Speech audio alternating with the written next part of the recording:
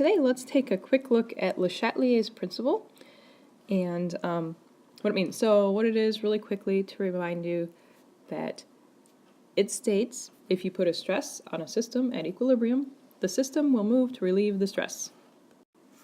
So let's see what that looks like with a reaction. So today let's put some stress on the Haber process, which is an industrial process for producing ammonia. So one thing we can do is we can increase the amount of reactants. So we're going to increase reactants. When we do that, the reaction is going to shift to form more products. So we'd say it shifts to the right. Another way we could say that, we could say it favors products.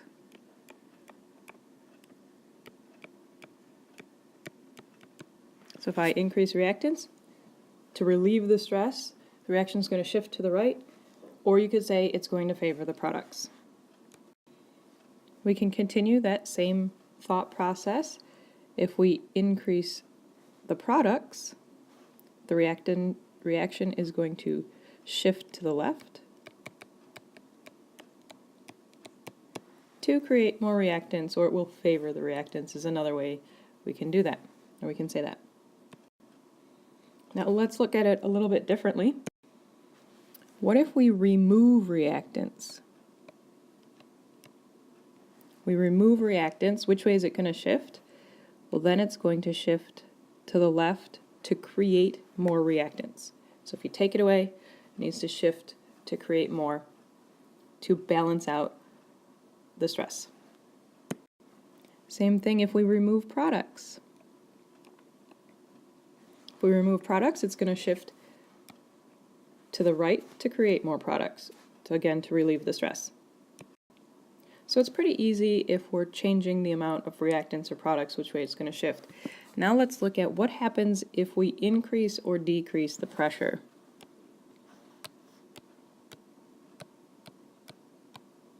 So when we're talking about pressure, you need to look at the number of moles of gases on either side of the reactants. So pressure, you're looking at the number of moles of gases. Now some equations are going to have solids in them or liquids.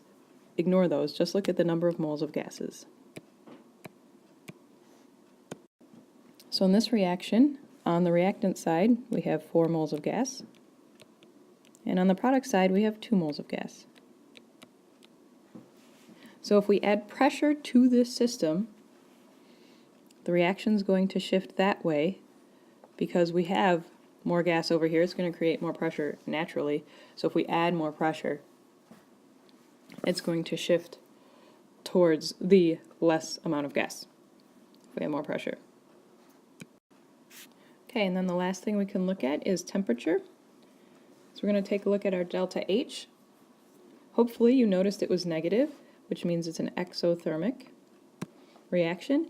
And with heat, what you can do, or with an exothermic reaction, just rewrite the reaction with the heat as a reactant or product and treat it the same way you would,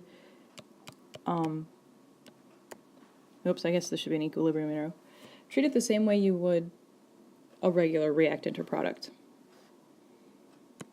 Okay, so I put heat as a product because it's exothermic. That means the heat is given off. So again, if we increase the heat on this side, our reaction is going to move to the left, and it's going to favor the reactants. Sorry about that. If I decrease the heat, so basically if I remove heat, so we remove heat from this side, the reaction is going to favor the right to form more products. So that's how heat works. Treat heat as a reactant or product depending on whether it's endothermic or exothermic. If it's endothermic, hopefully you know that heat would go on the reactant side. All right, good luck on your worksheets today. We'll see you next week.